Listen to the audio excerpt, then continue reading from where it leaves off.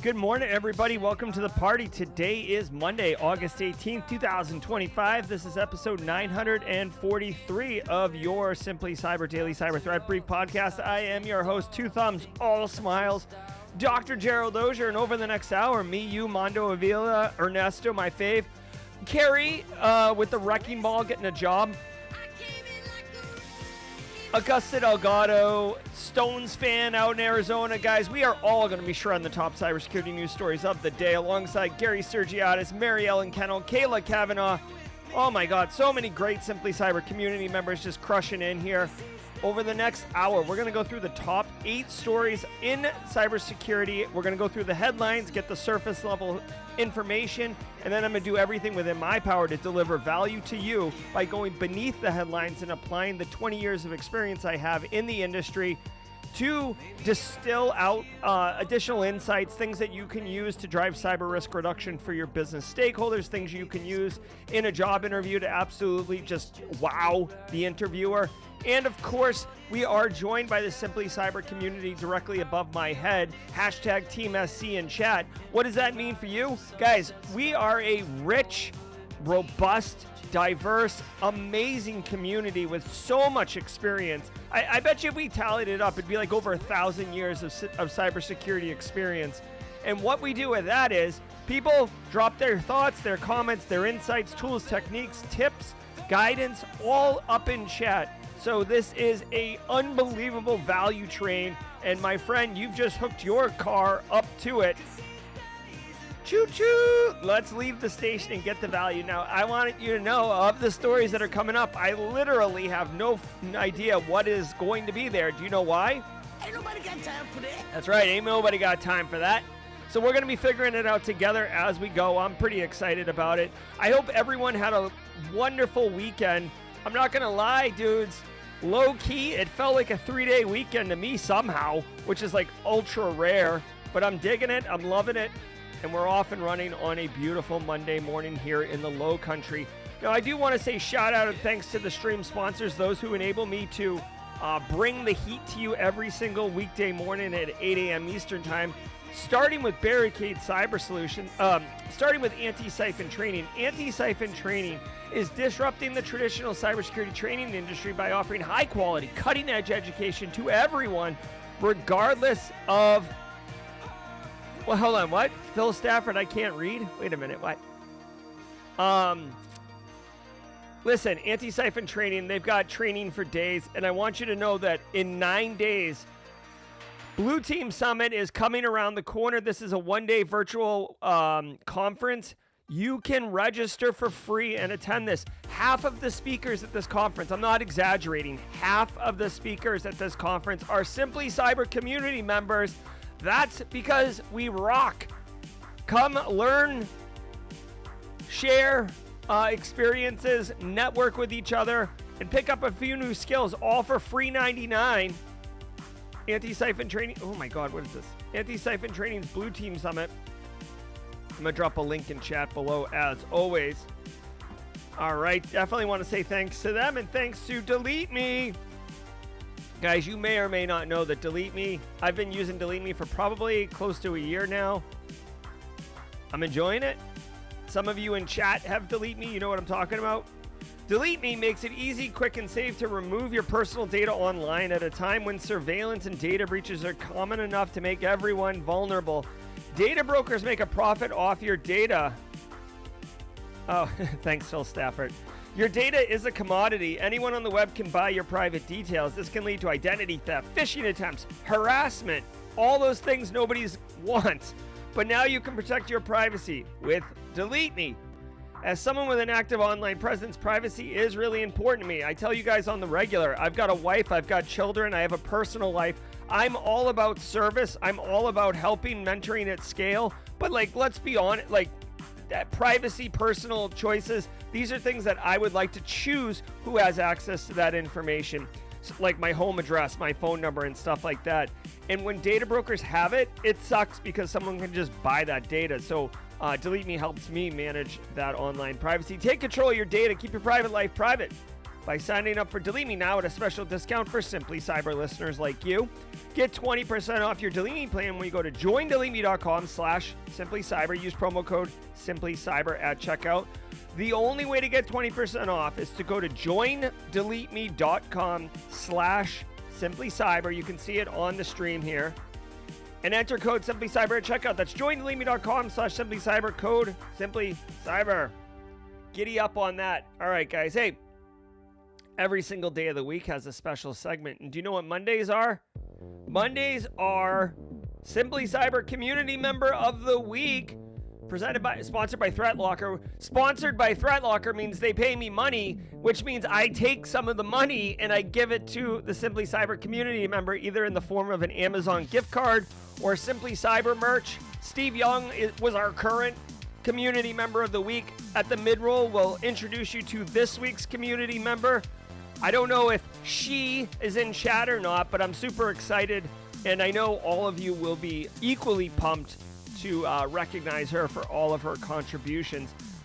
Guys, every single episode of the Daily Cyber Threat Brief is worth half a CPE, so say what's up in chat, grab a screenshot, file it away. Once a year, count those screenshots, divide by 2.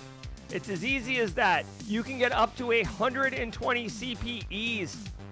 Do confirm with your cybersecurity certification body, like whoever is issuing the certificate, to make sure that the CPEs apply. This is essentially an instructor-led webinar. Not all of them. I think like Cisco, like your CCNA, Cisco only wants Cisco branded training.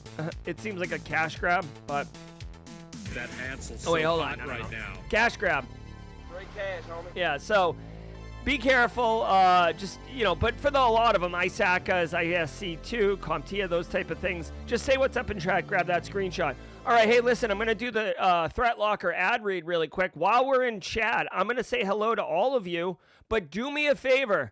If you're in chat right now and today is your first episode, someone told you from a friend, you just stumbled across it, however you got here, you are more than welcome to be here. We are super excited to have you, and we ask that you let us know that it's your first time. Drop a hashtag first timer in chat. I think you'll be pleasantly surprised by the custom emotes and the custom sound effects that we have just for first timers like you. Let's hear from ThreatLocker, and then when we come back, we're going to slide into the news. I want to give some love to the Daily Cyber Threat Brief sponsor, ThreatLocker. Do zero-day exploits and supply chain attacks keep you up at night? Well, worry no more. You can harden your security with ThreatLocker. Worldwide, companies like JetBlue trust ThreatLocker to secure their data and keep their business operations flying high. ThreatLocker takes a deny-by-default approach to cybersecurity and provides a full audit of every action allowed or blocked for risk management and compliance. Onboarding and operation is fully supported by their US-based Cyber Heroes support team. Get a free 30-day trial and learn more about how ThreatLocker can help prevent ransomware and ensure compliance. Visit threatlocker.com/dailycyber.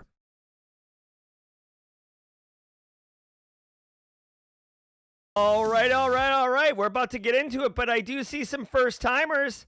First-timer live in like lots and lots of months. Anita Saylor, you know what? We'll allow it, but we've got another first-timer here. And I'm going to do the best I can on the name. Opeyemi Ogundumu. Opeyemi Ogundumu. It's OPE is the first 3 letters. Squad members, you know what to do. And I got to tell you, welcome to the party, pal. Welcome to the party, pal. Yes, sir. Yes, sir. Love it. All right, guys. Super pumped. Remember, we've got the mid-roll where we're going to community member of the week. We've got jaw-jacking mentoring at scale at the top of the hour. Simply defensive at 9:30 a.m. We got a ton of content lined up for you. But now let's sit back, relax, and let's let the cool sounds of the hot news wash over all of us in an awesome wave. We're off and running on a Monday morning. Let's cook. From the CISO series, it's cybersecurity headlines.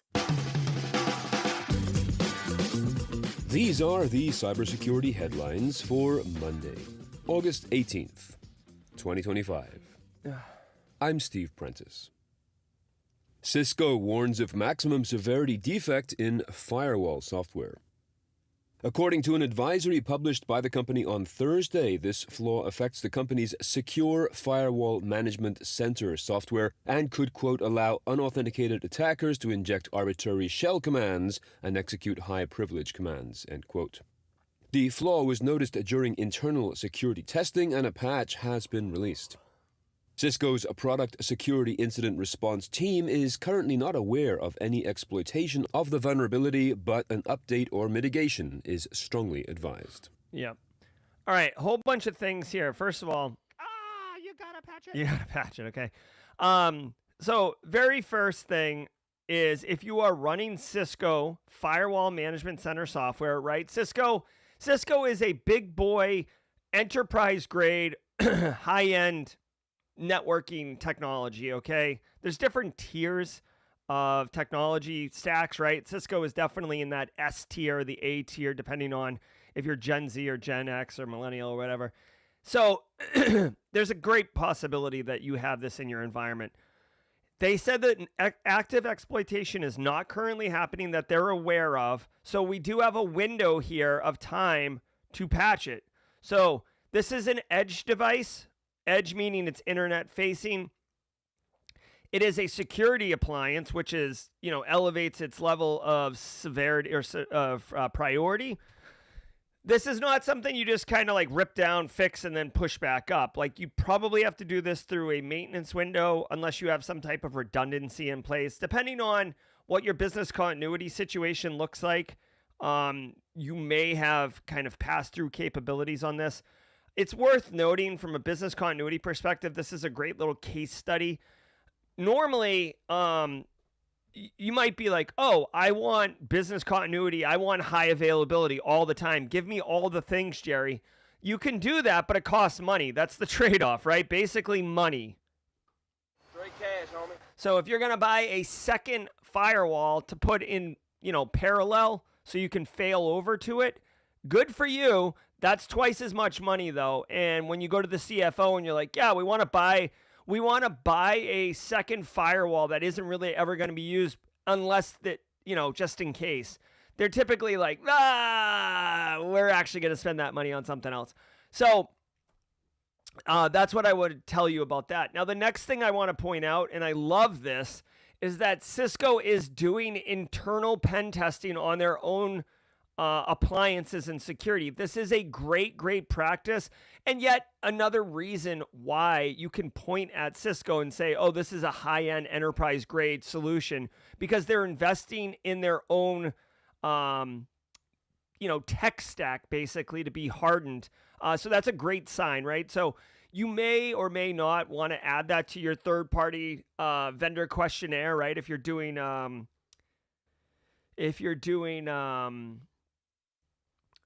vendor analysis. I'm sorry, I'm getting lightheaded. If you're doing vendor analysis and you're looking at different products, one of the questions you could ask them is, hey, are you doing internal pen testing on your solutions? Yes or no, right? Because that's an indicator of robustness and quality, I suppose. The final thing I want to point out, and the VP of Security and AI Strategy at Darktrace said it, but I agree 100%, Nathaniel Jones.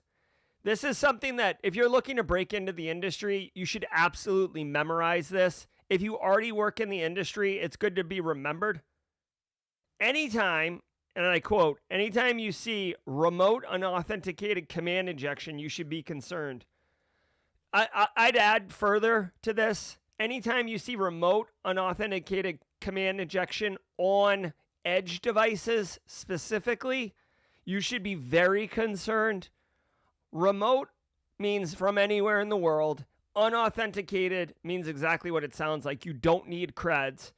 And command injection means you can do whatever you want on it. This is basically the gold, this is like what threat actors are searching for, right? Like, Oh yeah, remote unauthenticated core. Usually it's RCE. You wouldn't say command injection, you'd say code injection, but Oh yeah, remote unauthenticated RCE all day, baby. so you want to not have remote unauthenticated code injected into your edge devices and get compromised. Ain't nobody got time for that if you're picking up what I'm putting down. Ain't nobody got time for that. So TLDR, patch your stuff. Cisco doing the good stuff. Thank you, Cisco. UK's Colt Telecom suffers cyber attack. The British telecommunications network, whose name stands for City of London Telecom, provides services in 30 countries across Europe and Asia, as well as in North America. A threat actor claiming to be a member of the Warlock ransomware gang claimed responsibility for the attack and had offered to sell what it says is a batch of 1 million documents allegedly stolen from Colt. Asking price $200,000. The information for sale supposedly includes financial, employee, customer, and executive data, internal emails, and software development information. Cybersecurity researcher Kevin Beaumont is quoted by Bleeping Computer as suggesting the hacker likely gained access by, quote, exploiting a remote code execution vulnerability in Microsoft SharePoint, which has been exploited as a zero-day since at least July 18th, and which was addressed by Microsoft on July 21st. All right, a whole bunch. FedEx, rat, I get it. Hey, listen, okay, so telecom in the United States, telecom in the UK has been getting ramrodded by, I guess it's either alleged or it's being confirmed and reported, but high confidence Chinese advanced persistent threat actors like Flax Typhoon and Salt Typhoon. I can't remember which one. I think Flax is ISP and Salt is the telecom. But this one is not that. So just know if you work in like the telecommunications industry or really any industry, you do have to think through who the threat actors are that are challenging you, right? And basically when you're doing your threat modeling, your threat landscape, you have to give consideration to all these. You can't just protect from kind of one type of threat actor. Now, Kevin Beaumont, a.k.a. Gossy the Dog, a.k.a. a must-follow on social media. I used to follow him on Twitter all the time, and then when Twitter, imploded, I have Blue Sky, but I don't know. I can't get engaged with it for some reason. But anyways, Gossy, Gossi, Gossy the Dog, definitely a great contributor to good for cybersecurity. So when he says something, definitely listen up. He says that he suspects this attack was resultant from a exploit of a 0-day in SharePoint. They say 0-day, but like the 0-day came out July 18th and the patch was released July 21st. So I hate to be so pedantic about words, but really quickly, if the patches existed since July 21st, it's not a 0-day. In fact, it's actually, you could say an N day at this point, N being like a generic number wildcard. Or if you wanted to be really nerdy, you could say it's a 27-day vulnerability because it's been 27 days since the patch has been released. But I digress. It's just not a 0-day, so don't say that. This is a ransomware threat actor group. They got some information off SharePoint. They want $200K. For my money, more out of curiosity than anything, telecom annual revenue. What is $200,000 to them? That's the question, right? Is $200,000 a lot or a little bit? Colt Telecom, according to the Googles, said that, oh my God. All right, hold on.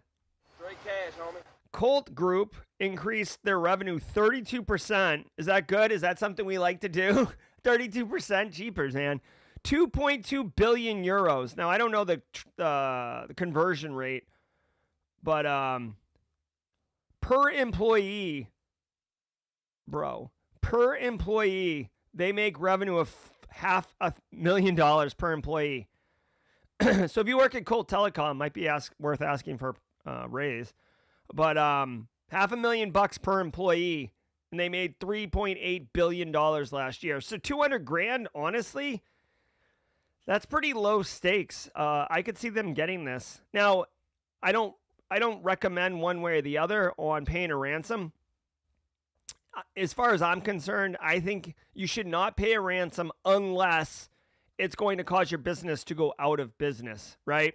And if you have good defense in depth, good business continuity, you have practiced cyber resiliency, you've done tabletop exercises, then chances are you're probably pretty good. We'll see what happens though. Again, 200 grand is not a lot of money. I don't know where they came up with this number, but we'll see if they pay it. Oh, look, yeah, they actually already did the work and said revenue is $2 to $3 billion. All right. Here's the thing. Final tip on this one. Patch your SharePoint. A lot of time patches come out and it still takes 30 days to get those patches applied. So threat actors have that window of exposure to patch your thing, to exploit your things. So if you are running SharePoint, I think on-prem, and it's internet facing and you haven't got hit yet, you may want to, expedite your patching of it. Like, in fact, I would even say, like, this is evidence to support that there's an increased likelihood of exploitation of this thing, which should change your calculus for likelihood and impact. The likelihood value goes up. CISA implores OT environments to lock down critical infrastructure. The agency is seeking to get attention from companies with operational technology environments to get them to set a better cybersecurity posture. Noting an increase in attacks this year, 87% year over year, according to Dragos. CISA published some new foundational guidance for OT cybersecurity that, quote, starts with the absolute basics. Assume nothing and start entirely fresh with a new taxonomy-based OT asset inventory, end quote. A link to this report is available in the show notes to this episode. All right, so if you work in industrial control systems, operational technology, this definitely applies to you. So oil and gas, factories, those type of things. So Dragos is Rob Lee's company. Dragos is considered like, there are many companies that do incident response for OT and ICS. Dragos is, in my opinion, the most well-known one. They do issue reports, but they operate in that OT ICS space. They released a report saying that cyber attacks have gone up 87%, which is horrible. And CISA has come out. So listen, this is an action for you if you're protecting OT or ICS, okay? CISA published new guidance for OT cyber that says assume nothing and start fresh with a new taxonomy-based OT asset inventory. I don't know exactly what they mean by that, but I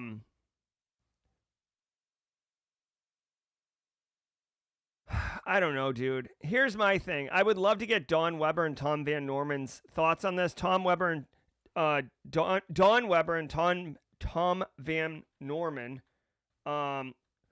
run the Simply ICS Cyber podcast. You can see it right here on Stream Simply ICS podcast.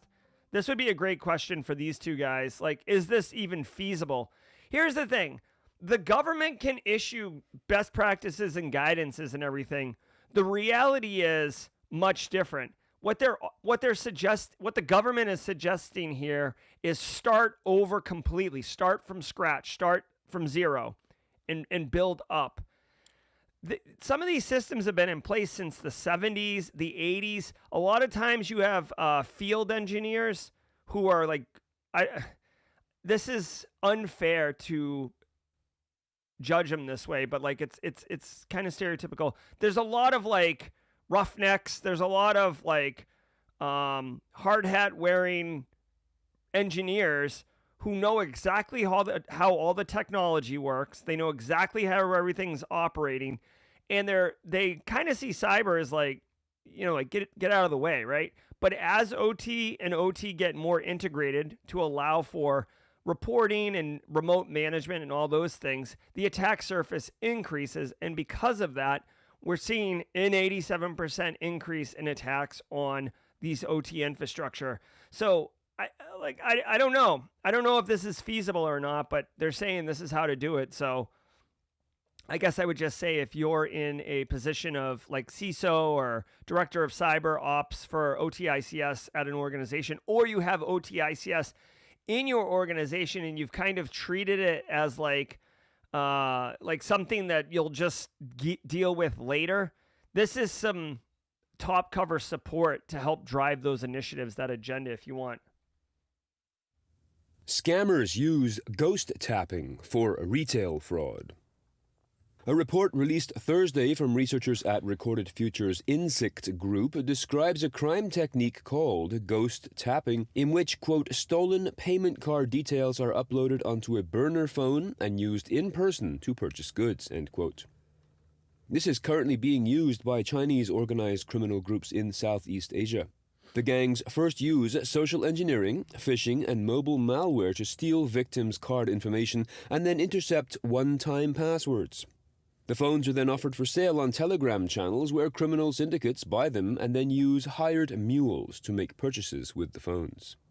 Local police are cautioning people to not enter their bank details into suspect e-commerce sites, and especially to not then use one-time passwords on that same site.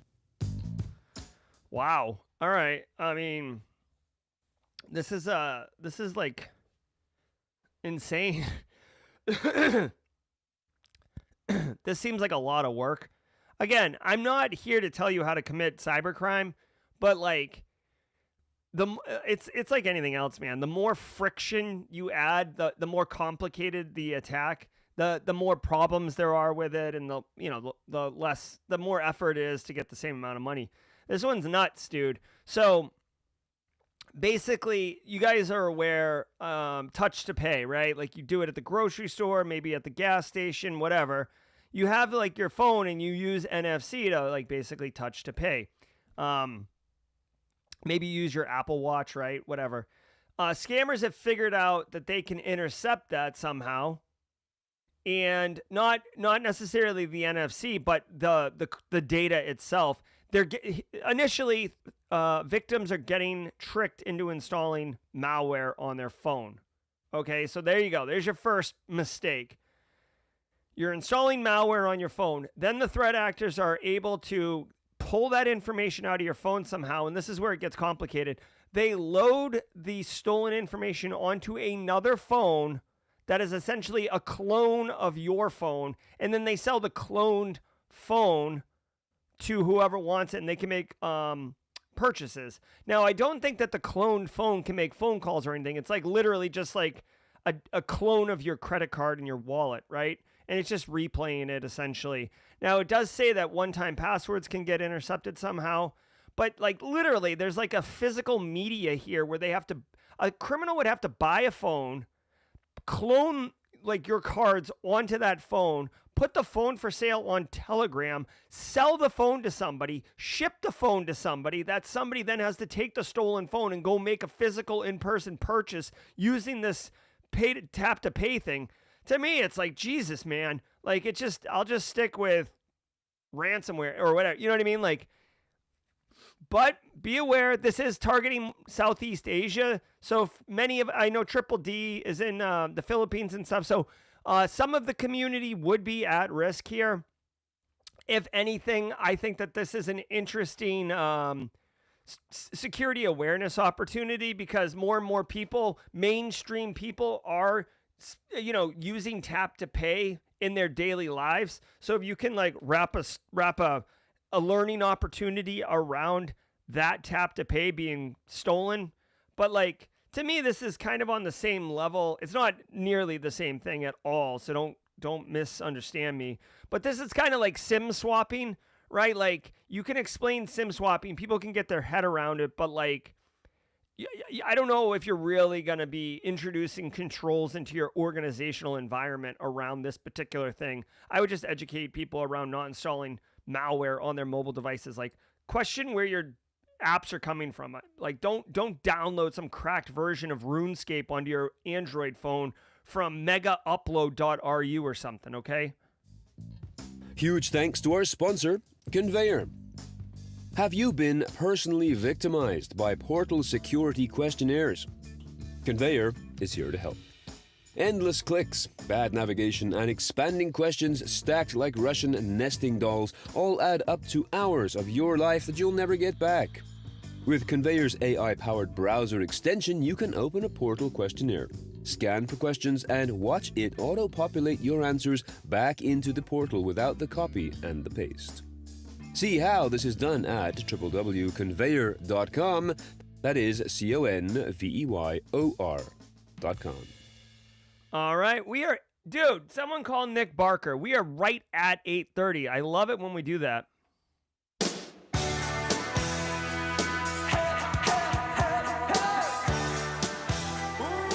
All right. Holla, holla, holla, holla. Thank you all so much for being here. I hope you're having a great show. I certainly am. Feeling a little lightheaded, but we're powering through it.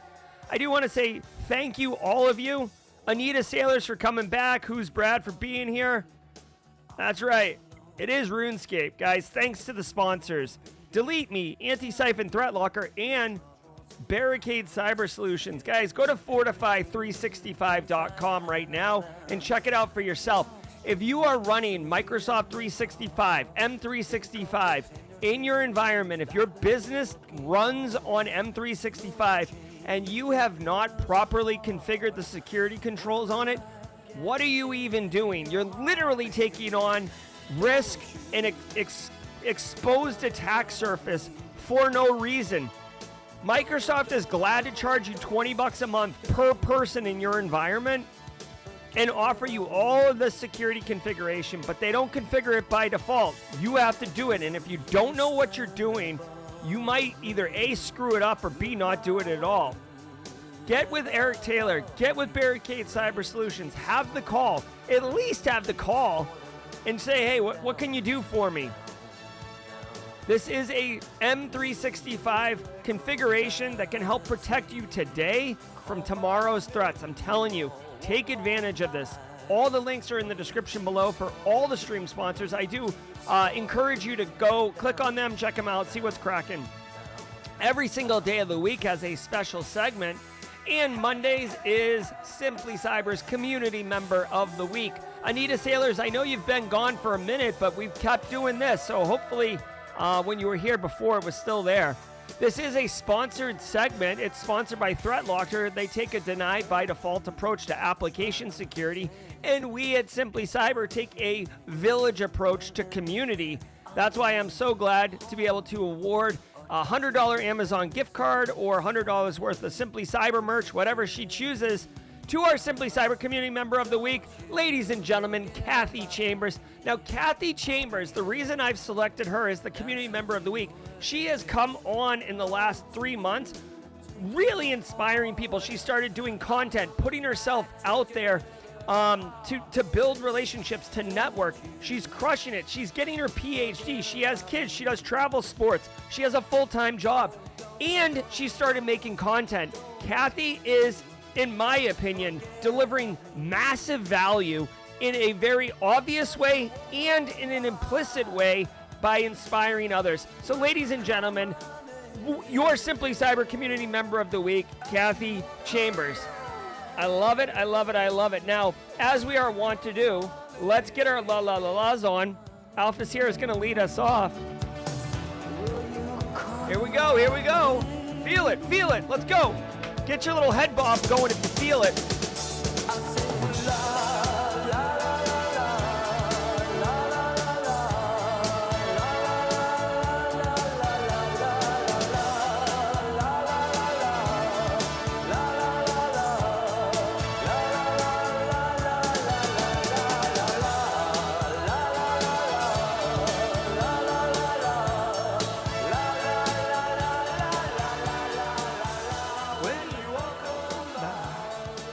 Oh, man, you just want that la, la, la, la to breathe, you know what I mean?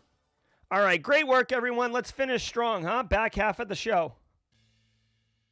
Plex makes urgent appeal to users to update their media servers.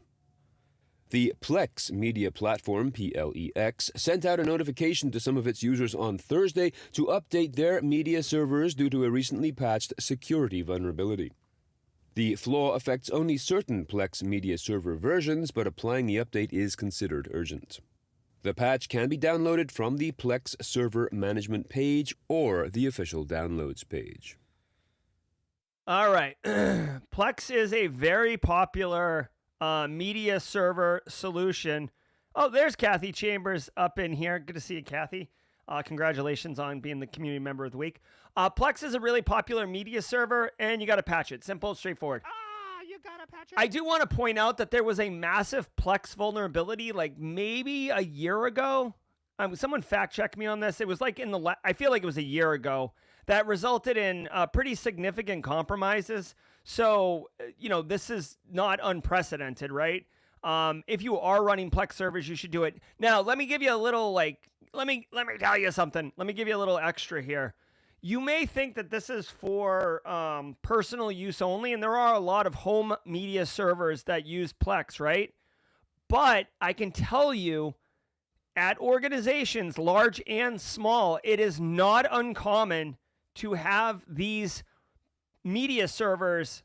What's up? Derek Welski, pumping iron, 13 months, looking good on you. Thanks for the continued support, Derek. Listen, guys, it's not uncommon for IT to stand up, a Plex server or something, and just make it available. It's shadow IT. It's not really unmanaged infrastructure because IT is managing it. But the thing is, IT's say IT's doing an overnight maintenance window on the weekend. Say they're watching something that, Unix admins have kind of automated their job, but they still have to sit there.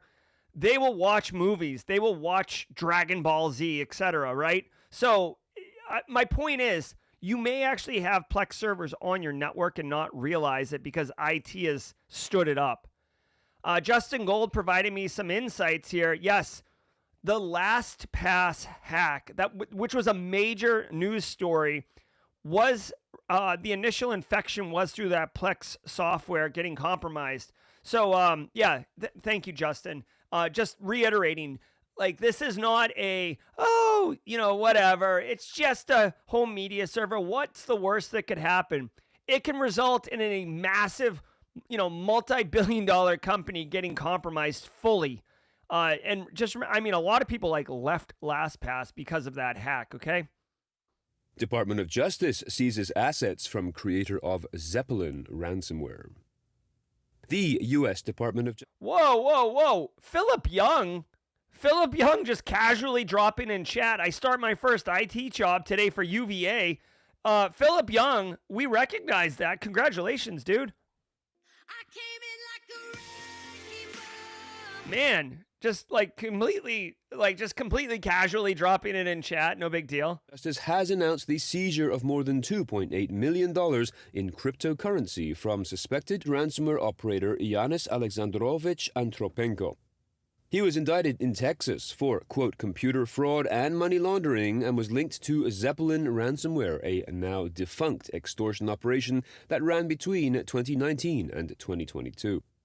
This operation targeted a range of individuals, businesses, and organizations worldwide, including in the U.S. Authorities also confiscated cash and a luxury vehicle. Researchers get clear. All right, hold on. This dude got indicted in Texas. Oh yeah, okay, hold on.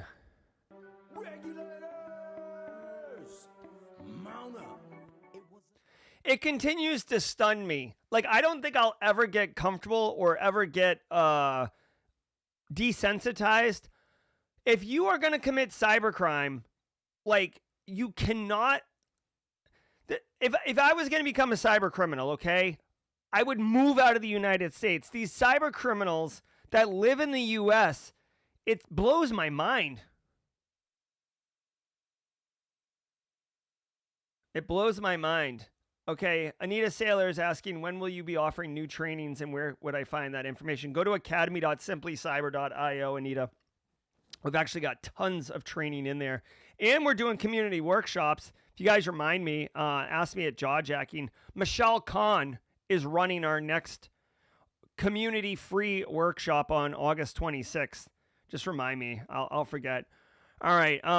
So this guy, in all of his brilliance, got paid this ransoms, and then he attempted to money launder it through chip mixer, which was seized by authorities, which I guess is probably how they caught him, right? This dude, Antropenko, you should have done some supply chain risk management. This guy needed a GRC person on his team to understand what the exposure was to using chip mixer for their money laundering. Did you fill out the questionnaire, chip mixer? Did you? Did you not see that risk? Whatever. Go to jail, man. F around and find out, as far as I'm concerned. Let's see. Yeah, basically all I see here is Zeppelin source code was being sold on hacking forums for $500. If I had to guess, honestly, this guy kind of did it right. He did ransomware for 3 years, made a ton of money, and then was trying to get out, it appears, and then got. $2.8 million. There you go. I'll tell you what, guys, not for what it's worth, this is like a little Tidbits Tuesday on a Monday. If I was going to be a cyber criminal, I probably would do it the same way. I would, make some money and then, hang it up. You know what I mean? Most people who commit fraud, like this, I know this isn't fraud, but it happens in fraud. Most people that commit fraud get caught because they get greedy, not because they, did something. If people who commit fraud that just kind of get what they want and then move on, they don't get caught. Again, not recommending you commit fraud or ransomware or cybercrime. I'm just saying, as a nerd who loves studying financial fraud, all the cases I've seen, it's typically through greed and through self-implosion, right? You're police come in to ask you directions to where the ice cream shop is, and you think they're there to arrest you, and you basically crap your pants, and they're just where's Baskin Robbins? And you're like, oh my God, take me to jail, right? If you've ever read Edgar Allan Poe's Telltale Heart, I think it's called. Is that what it's called? Telltale Heart? Yeah, The Telltale Heart by Edgar Allan Poe.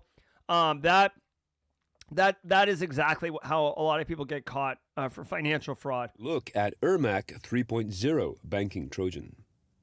A team from Hunt.io Cybersecurity has been able to review the full source code of the Android banking Trojan Ermac 3.0. That is Unknown Mystic coming in hot with a first timer. Unknown Mystic, welcome to the party, pal. RMAC, and just how it has evolved from Cerberus and Hook to a point where it is now impacting more than 700 banking, shopping, and cryptocurrency applications. Ermac is operated by the threat actor behind the BlackRock mobile software. The link of the Ermac 3.0 code exposed flaws like, quote, hard-coded secrets, static tokens, and weak credentials, end quote. We at Cybersecurity Headlines reported on version 2.0 of Ermac back in May of 2022. Now, version 3.0 supports new injection methods, a C2 command and control panel, Android backdoor, and confirmation of its status as an active malware-as-a-service platform. Wow. New. Real quick, wasn't Ermac the yellow ninja in Mortal Kombat 3? If I'm not mistaken, he was like a robot. Hold on. Oh, they've since made him look really, really cool. But yeah, I don't know if this is a drink or not, but hold on. Oh, he was the red ninja? Yeah. There we go. There he is. Look at this guy right here. All right. Classic reskin of Scorpion Sub-Zero. Drink. So, yeah, dude, this is a legit piece of malware. Just from a threat landscape perspective, the financial cybercrime and attacking like mobile banking apps and point of sale systems is come back into vogue, right? It was big in like 2015, 2016, and then ransomware just curb stomped like all of that. And a lot of threat actors started looking at ransomware instead. Well, ransomware is still highly effective, but there's a lot of law enforcement going after it and stuff. So for whatever reason, these threat actors have kind of turned their attention a lot back to these financial focused crimes. This particular piece of malware is very robust. I would say that this falls into the category of advanced persistent threat actor that's financially motivated, non-nation state aligned, and Eastern Europe, right? Belarus, Ukraine, Russia, like in that, Romania, like in that particular region of the world. And dude, they can target 700 banking, shopping, and crypto apps. That's quite extensive. It does run on Android. It is a fork of the Cerberus malware from a while ago. If I had to guess, guys, if it were me, right? Here's what oh my God, this is like Threat Actor Monday. If it were me, since the Cerberus code was quite effective, I would take it and then I would throw it into Claude's Opus engine, the Claude engine or Anthropic engine that's really good at software. And I would level it up, right? Which is where this Ermac stuff comes from. The fact that it supports 700 apps, this should immediately tell you that like this piece of malware, it is malicious, right? But it is just software. It does a malicious thing, but it is software. And to support 700 apps, guys, that is a boatload of maintenance. Like the development team that's working on this piece of software definitely has their work cut out for them. This is not just something that you like puke out and then start firing around and see what happens. This is a fully supported piece of malware. What I would say is, if possible, because it is attacking Android devices, you know, you're not really going to be, you can put EDR and stuff like Defender on those devices, but a lot of times those Android devices are going to be personal end user devices. This isn't like a file server or workstation in your environment. So it could be hard. For my money, what I would do is, what the hell? I would not want, I thought I just saw a huge spider crawl down the wall. It was not a huge spider crawling down the wall. Here's what I would do. When I see this story, this is exactly what my brain does, okay? And I don't know if this happens to you too. But when I'm thinking about my environments, right? My business environments that I have to protect, here's my immediate thoughts, okay? Number one, this is Android based, so it's probably, end users, BYOD devices, so that's the risk. Yes, we have some Android like TVs and kiosks and crap, but no one's really going to be, first of all, downloading apps to it with any regularity. Second of all, no one's going to be doing banking through a kiosk, so that's outside my risk profile. Now I'm looking at end users. Now, I cannot convince Carl in accounting to not download something stupid, but I can educate him. So from a GRC perspective, I could educate people on not downloading silly apps from silly places. From a protecting my organization perspective, I'm thinking now around the network communication. If someone comes into my environment and takes their Android phone that is infected and gets onto the network for the organization, right? The actual, like my corporate network, now I have a compromised asset on my network that I don't want. Now, it does not appear that this particular app is into like lateral movement and trying to find the goods and move around.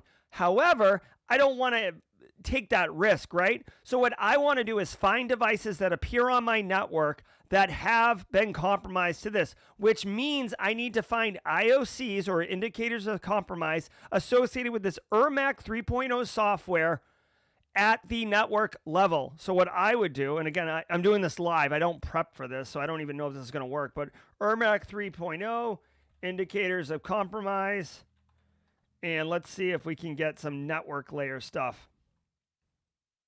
Bro.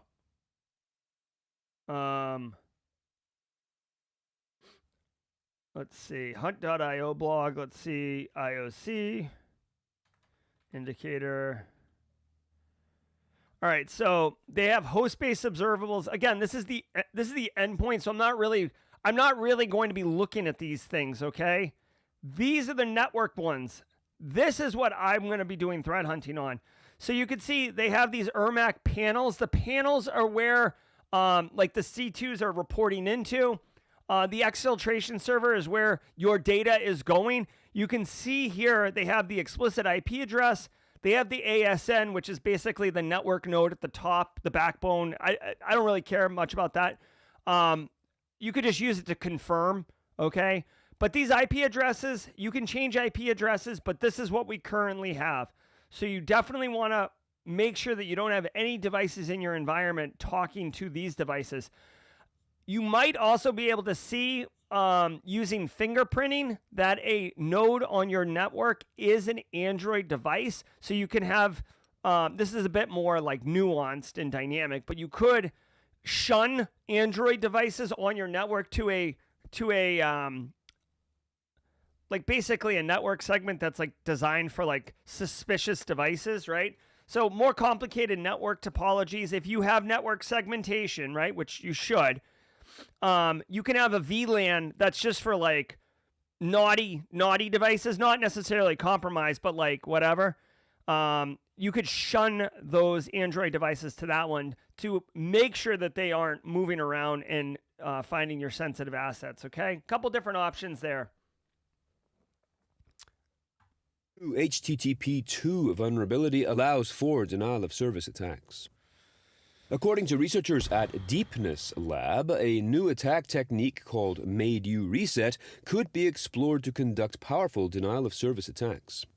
It, quote, bypasses the typical server-imposed limit of 100 concurrent HTTP2 requests per TCP connection from a client, end quote, and this allows an attacker to create a denial of service condition and possibly escalate into out-of-memory crashes. Now, having been assigned a CVE number, Made You Reset is, quote, the latest flaw in HTTP2 after a rapid reset and HTTP2 continuation flood. All right. If So basically, this is a denial of service attack. Sorry, everybody's looking at me. This is a denial of service attack. Denial of service. Denial of service can manifest many different ways. Okay, when we say denial of service generically, what most people are talking about is overwhelming an endpoint with network traffic. Okay, so like a web server, and you just blast it with a bunch of data, and it becomes denial of service because you've either overwhelmed the service altogether or you've exhausted all the resources so other legitimate users cannot access it. All right. Denial of service, it's worth noting though, and remember, I love educating and mentoring at scale. Denial of service can manifest in other ways. If I flash a firmware onto a device and brick it, guess what? You can't use it anymore. It's not available. That is denial of service. If I issue a wiper virus like Shamoon at Saudi Aramco or NotPetya at across Ukraine, right? A wiper malware, that is essentially a denial of service also. So denial of service, again, can manifest many different ways. But at the end of the day, if you boil it up and you're being an absolute academic about it, denial of service is a complete compromise of the availability security objective of our CIA triad, okay? Now, HTTP/2 is a protocol. I'm not wicked well versed on it, so just to be very transparent with you. But my understanding is it's kind of a, I don't want to call it HTTP++, but it's basically an evolution of the HTTP protocol to have a little bit more security and kind of handle some of the challenges that come with having an internet-facing listening service on a web server. This is only going to be present, my understanding would be this is only present on web servers that are configured to handle HTTP/2 requests. So already you've got, I don't want to say limited, but you've got, certain things that have to be in place before this happens. And you can patch it. Go patch your web server, okay? You gotta patch it's a Patch It Monday. You will know if you get compromised by this, okay? If you are doing your thing and all of a sudden employees or customers are calling and saying they can't access the website because it's down or they're getting a 404 or it just hangs, you may be having a denial of service attack. You can check the network logs, the bandwidth logs of your web server and see if it's spiking. If it is, then you're having a denial of service attack. That does not mean it's this attack, right? There's many, many ways of doing it, right? A very popular modern technique that works is a amplification attack. If you have like misconfigured CDN servers or something like that, or memcache servers, you can Google memcache denial of service attack to get an example of that. But at the end of the day, you should be keeping your technologies updated and patched and properly configured. And this, honestly, it's an edge device, right? It's a web server. You can have internal web servers, but oftentimes web servers are internet facing. So take care of it, okay? If you have some thoughts on news from today or about this... Oh, there we go. Here we go.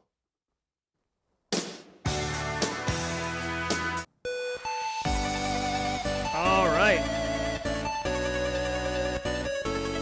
Look at us just killing it, guys. Couple minutes early, but that just means we're going to have more time for jaw jacking. That's going to do it for today's episode 943 of Simply Cyber's Daily Cyber Threat Brief podcast. I was your host, Dr. Gerald Auger. Kathy Chambers was your community member of the week. Anita Sailors was the first timer getting back into the fold. Wherever you are, whoever you are, I hope you got value from this hour. I literally make it a point to try to make this worth your time. I hope you enjoyed it. Thank you to the stream sponsors. As always, Barricade Cyber, Antisyphon, Threat Locker, Delete Me. As always, I'm Jerry. Don't go anywhere because I'm going to take you on a fantastic voyage over to Jawjacking, where Jerry Guy will host and answer all your questions to the best of his ability. All about good times, Jawjacking, a 30-minute AMA mentoring at scale session. And then at 9:30, we're all going to collectively go over and watch Simply Defensive with our own Simply Cyber community members, Wade Wells and Josh Mason, as they're talking to Rob Allen on zero trust and proactive security. I'm Jerry from Simply Cyber. Don't go anywhere. We're going to Jawjacking. Ever wonder what it takes to break into cybersecurity? Join us every weekday for Jawjacking, where industry experts answer your burning questions about the cybersecurity field. Live, unfiltered, and totally free. Let's level up together. It's time for some Jawjacking.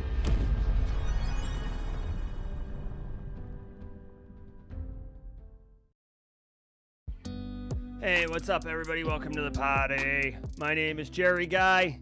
I might look like that nerd, Dr. Gerald Auger, but I'm not. I'm two thumbs all about good times. This guy got my Midnight shirt on today. New album about to drop pretty soon. Super pumped about that. If you don't know the Midnight, give it a shot. Oh, it's so good. All right. Hey, what are we doing here? This is a Q&A show. I have a lot of experience in cybersecurity. I freaking love cybersecurity. I know a wicked lot of people in cybersecurity, so if I don't have the answer, I might know someone who does. My goal is to help you level up like an absolute boss. All right. If you have a question, put it in chat with a Q in the front, and we'll get it going. All right, hold on. I'm scrolling to the bottom. Here we go. Let me just flag these. Thank you guys. It's so much easier when I'm producing by myself with the cues to see. I can flag them really quickly. Wade Wells is in the house. Thank you, Wade. Good to see you. All right, here we go. What are the ethics of Trojan horse honeypots? Okay, so a couple couple things. Number one, my initial thought of ethics of Trojan horse is it's fine. If you're gonna F around with cyber threat actors, be careful. But a honeypot, and just so we define terms for people who may or may not understand what we're talking about, a honeypot is basically a really fun, juicy, valuable looking endpoint or server or device or whatever that is set up by us as defenders to trick a threat actor into thinking it's an asset they want to take over. And typically honeypots are covered in alarms, and as soon as the threat actor touches it, we're aware. And it's a way for the threat actor to accidentally alert the defenders that they're there. Okay, a Trojan horse honeypot would indicate putting some type of malware or some type of, I guess, think of like a bomb or something, right? Think of something that can damage the threat actor, okay? I'm not opposed to it, but I will tell you, when you choose to do that, you are escalating. You're escalating the conflict, okay? So I'm fine with it, but what I would say is I would not Trojanize the honeypot. I would not try to hack back, as it were, okay? It's enough that the honeypot gets knocked over, you're alerted, you start burning all the accounts that the threat actor has, you start blocking them from being able to come into your environment, and you're good to go. If you have other thoughts, let me know. I will tell you really quickly, Octet 8180, if you would like a 16-hour class around that question, it's one of the best classes I've ever taken. Well, it's a really, really fun, enjoyable class. I don't know if it's the best I've ever taken, but John Strand does it. It's free. It's called Active Defense and Cyber Deception. It's phenomenal. If you want, I've taken this class. I have a video on Simply Cyber's YouTube channel going through this entire course, okay? John talks about venom versus poison, right? If you're trying to infect someone versus having them infect themselves, the ethics of it all. He's got stories from, the trenches. This is a great, great course. I'm going to drop a link here. All right. Next question. And I'm going to try to answer them a little bit faster because I always go, oh man, you guys got so many questions today. I am feeling lightheaded, by the way. Are you going to co-star with Donnie Wahlberg when Boston Blue premieres? Thank you, Rex. No, I wasn't asked to participate in that. If anyone's been watching the MTV show, though, I hope you've been enjoying it. SCole07, do you know of any beginner-friendly roadmaps for pivot from manufacturing industry to IT OT? Asking for a friend who isn't in the community. I do not have a roadmap for someone pivoting from manufacturing to IT OT. SCole07, I can tell you that I might be able to make a video with Don Weber around this question, but I need to understand, when you say pivoting from manufacturing industry, what are they doing in the manufacturing industry? Are they working on a factory line? Are they working in marketing of manufacturing? Are they an IT person? Let me know if you can, and I can see about getting a video made for that. Sean Sailors, why would I want to use HTTP 2 over any other HTTP protocol? Good question. I don't really know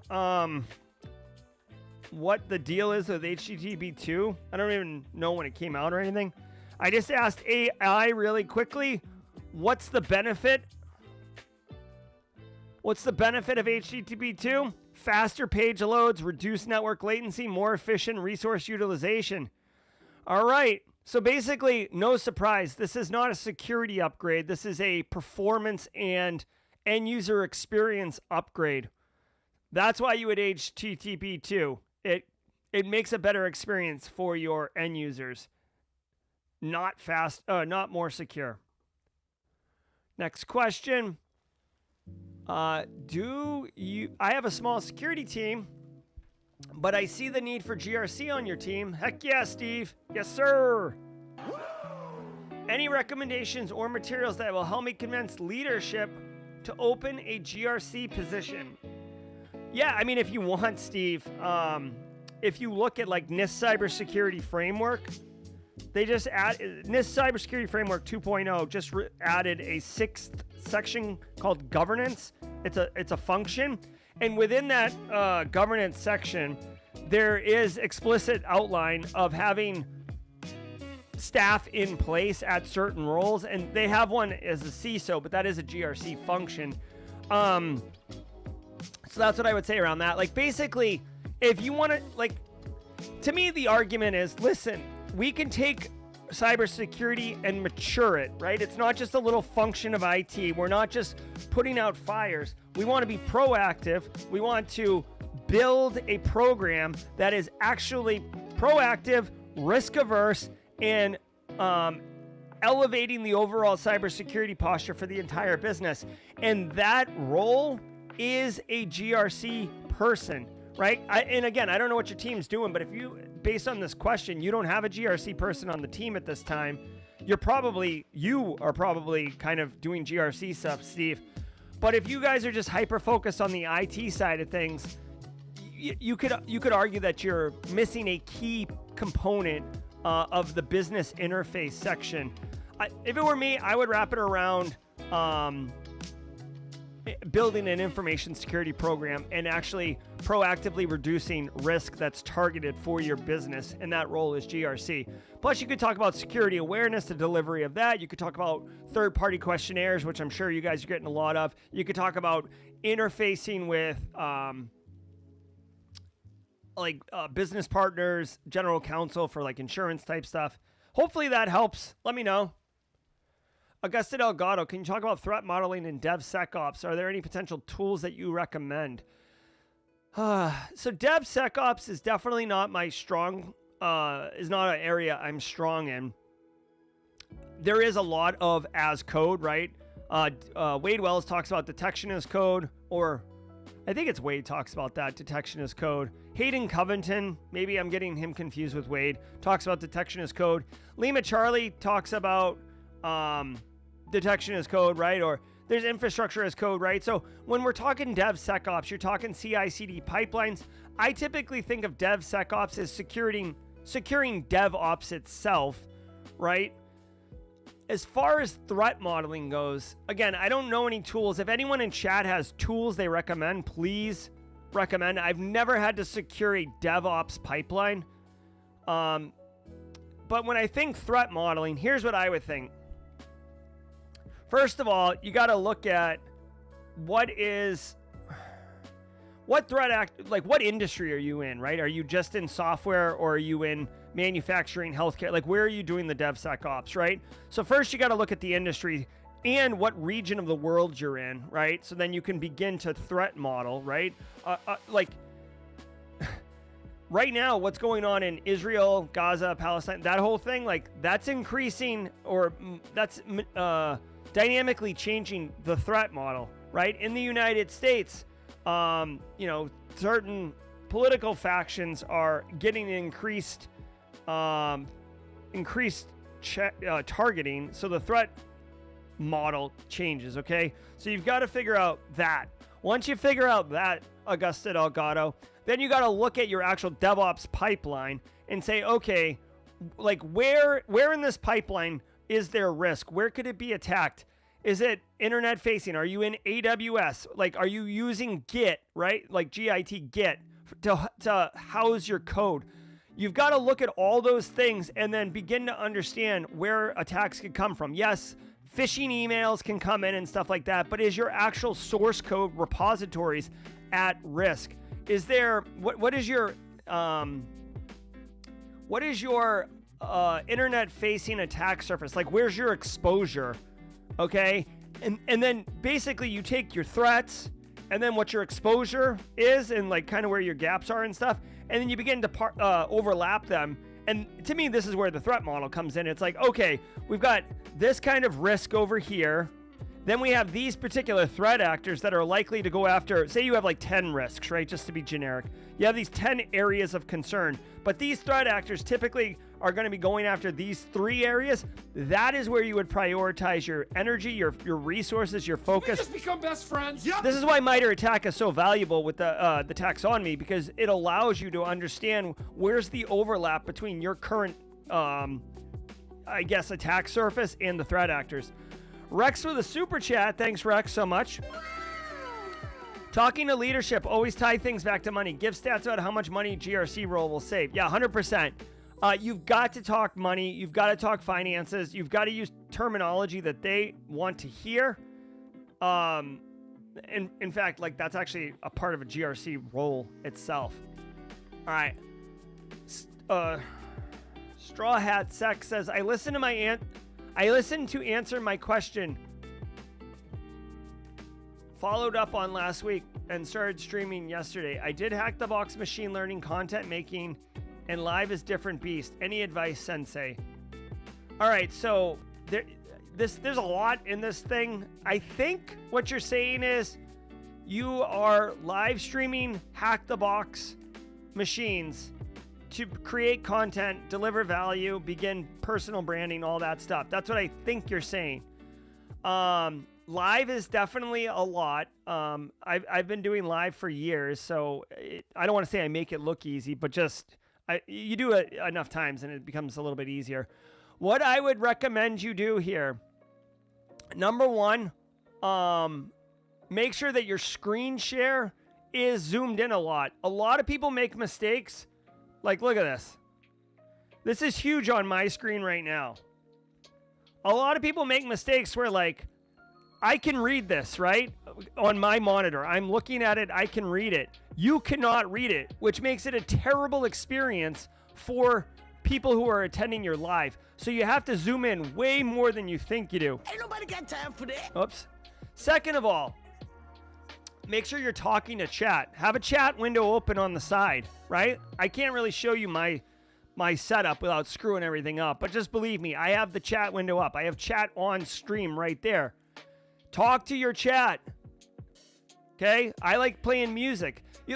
I guess here's the thing. When you're making content, you have to remember that you're also entertaining. You're educating, but you're also entertaining. If you're just doing education, some people will stay, but for the most part, people will get bored and they'll leave, okay? And I'm not saying that you're up here like, you know, jazz hands and everything like that, but just remember, you're producing media at this point, okay? Now, for the lives also, you know, depending on what kind of jam you want to do, be real, be honest, be real with your audience, right? So if you're struggling with something, tell them you're struggling. Ask for feedback, whatever. Tyler Ramsby does this really, really well. If you want, like, I'd recommend checking out Tyler Ramsby when he hacks live. There's a guy named Raz Al Ghul, I believe, on Twitch, who live streams hacking, and you know, it isn't produced. Like, here's the thing: real hacking is not anything like it looks like in the movies. It's time consuming. It doesn't have, like, you know, it's cool, but it's not sexy, right? So, all right. Hopefully that helps. Hold on. I already asked that. I'm looking for questions here. Oh, Steve Young's got my MTV show all DVR'd up. Okay. I haven't heard back from MTV. I don't know if we're gonna run it back again or not. I'll tell you what. I was under I'm probably still under an NDA. I don't know.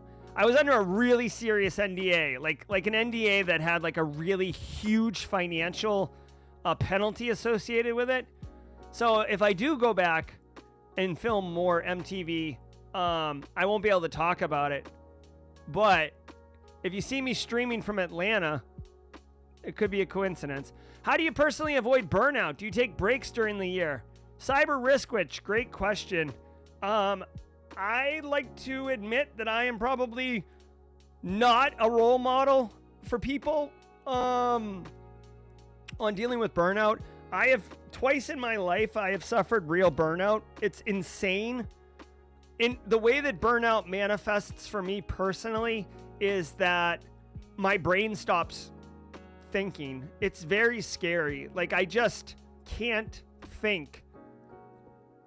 And it's weird because I'm like staring at the screen and nothing is happening. And I have to wait about 36 hours before my brain starts working again. And I mean, I'm not drooling on myself and wetting my pants, but like, I just can't think at a high level critically.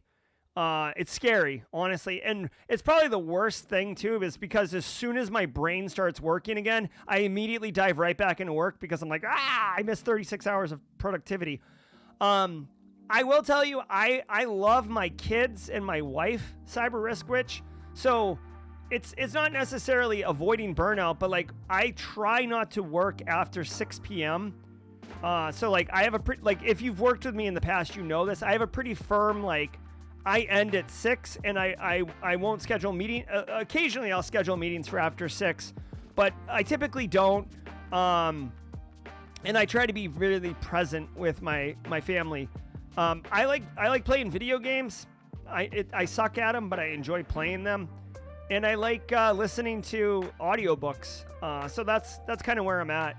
And I love like craft beer. I really, really love not getting hammered. Like that's not what I'm talking about, but just like the artisanal craft of beer and really enjoying the nuances of different things. And it's just so much fun. So hopefully that answers your question. Maybe more than you wanted. Let me know in chat, okay?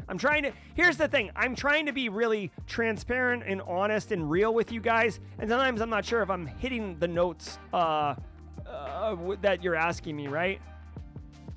Kevin C says he's working on a ransomware playbook. Any out-of-the-box ideas on prevention outside of NIST guidelines?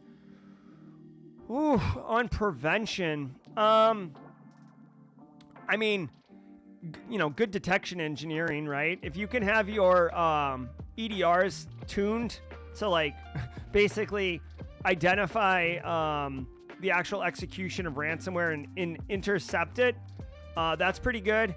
I mean, again, ThreatLocker is a sponsor, but it's worth noting ThreatLocker, I've heard clients of ThreatLocker testimonials talk about how it basically stopped ransomware from running. You won't see that in this guideline because that's an actual product recommendation.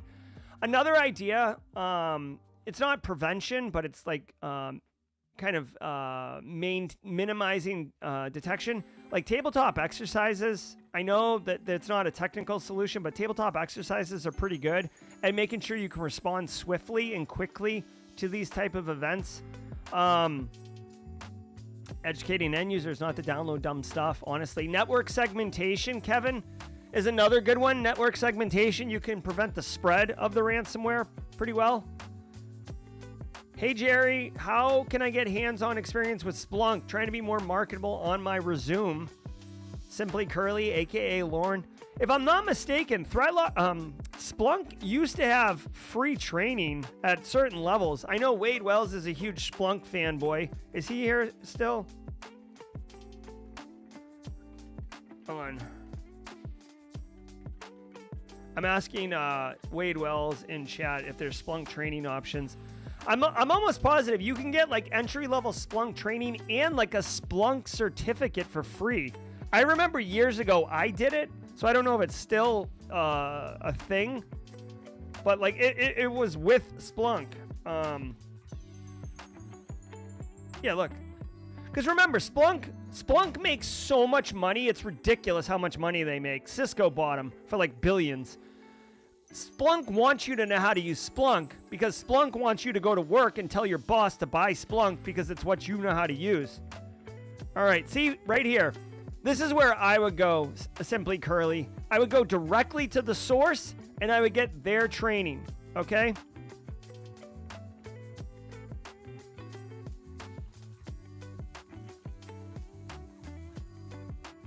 All right.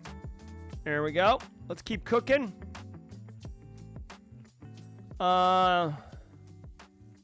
Akil George. Been researching AI GRC roles. Do you know how someone might be able to get a role in that space?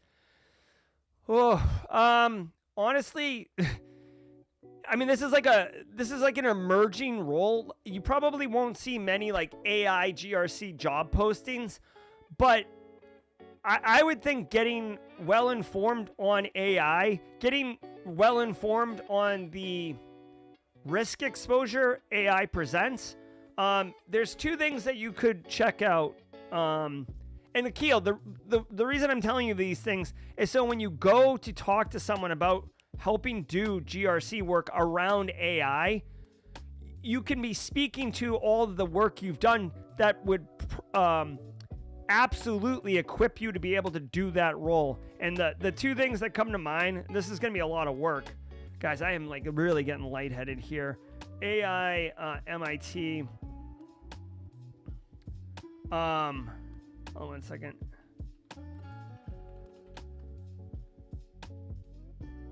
I thought MIT had a taxonomy or something.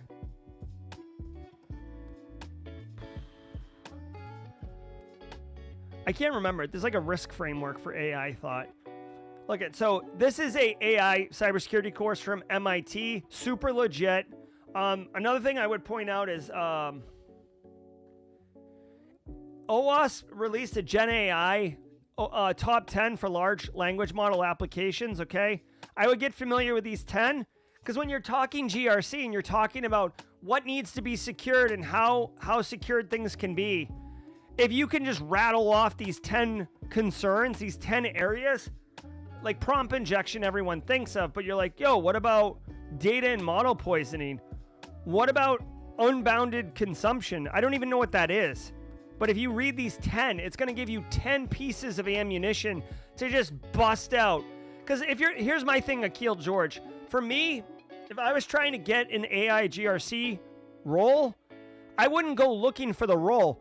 I would become what I think is the definitive resource on AI GRC topics, and then I would start talking about it. And people are going to see you as the AI GRC person, and then that role will probably manifest itself.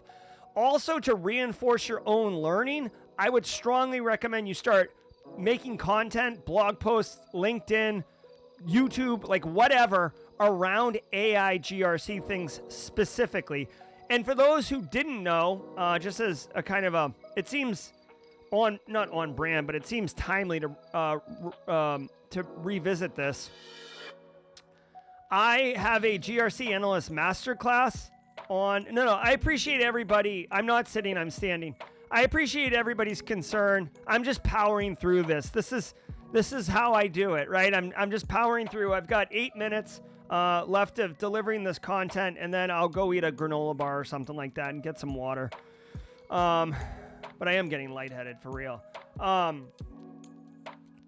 just want to bring everyone's attention to this. If you're one of the, I have 11,000 students in my GRC Analyst Masterclass, which I'm pretty proud of, but I keep it updated. And if you didn't know, I recently added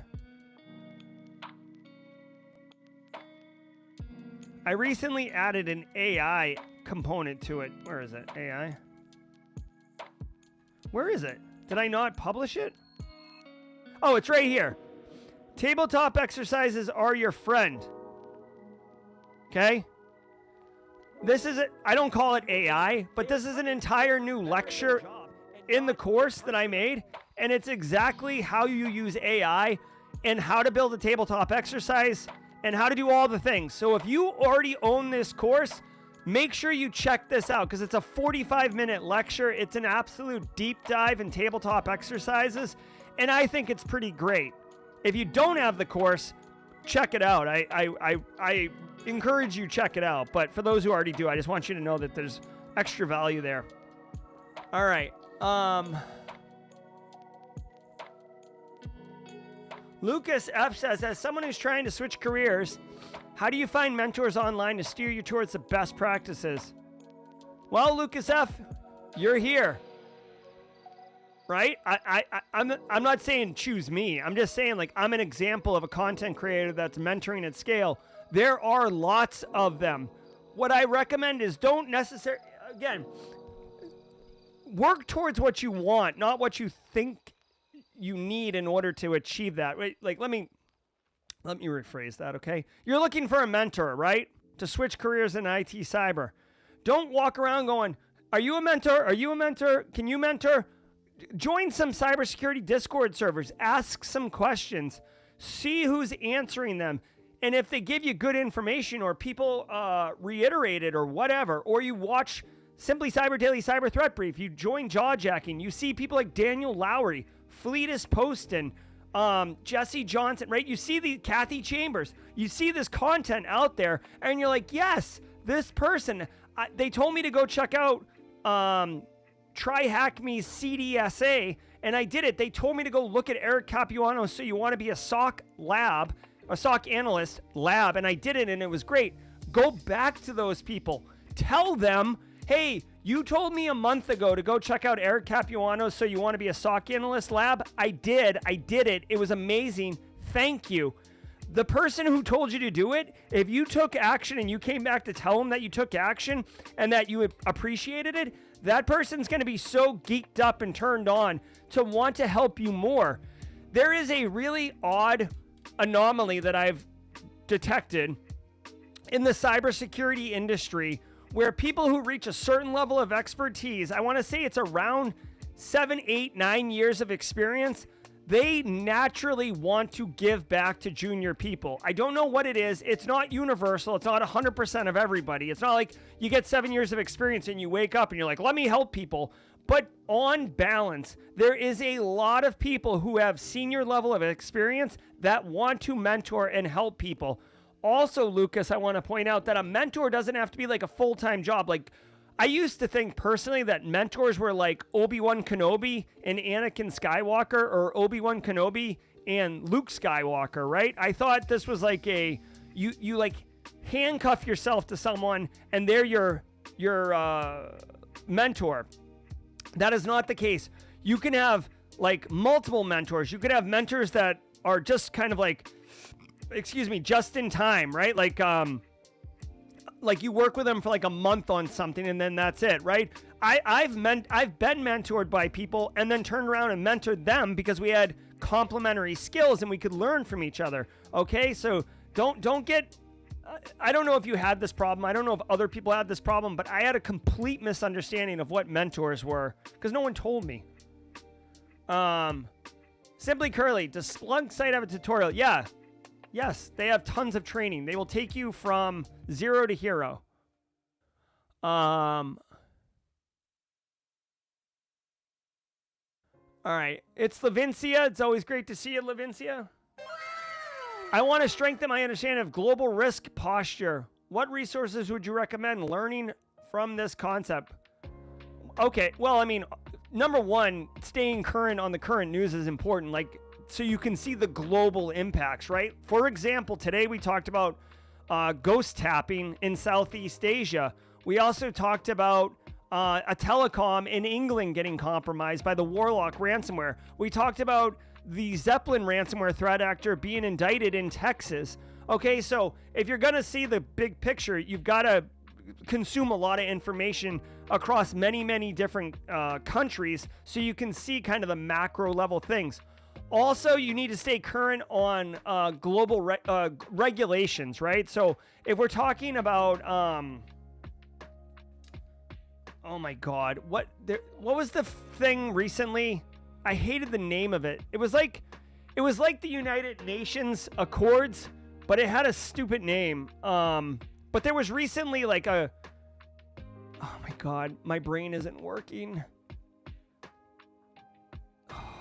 There was a recent like ransomware United Nations thing.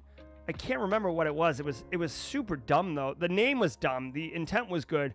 But that's what you need to do. There isn't like a single place to go, it's Lavincia, for that.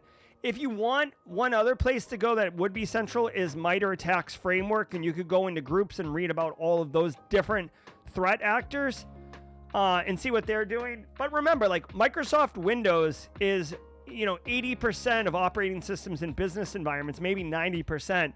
And the Microsoft Windows in Belarus is the same as Microsoft Windows in, Kentucky or Brazil, different languages, but the system functions, the internal functions, the Windows libraries, it's all the same, okay?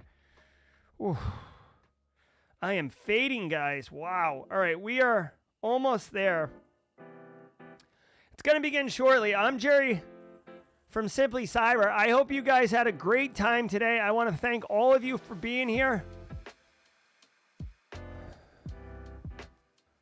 If I didn't get your question asked, please come back tomorrow and ask the question. I hope this starts soon. I gotta sit down, bro. Thank you. Let's go raid Simply Defensive. Here we go. We got a link. It's gonna be again in just a moment. I hope everyone has a great day. Today was Monday, August 18th. I think I said August 15th earlier, which is dumb. I'm going to pin this message. Let's go all raid over there. Thank you so very much. Have a wonderful day. And until next time, stay secure.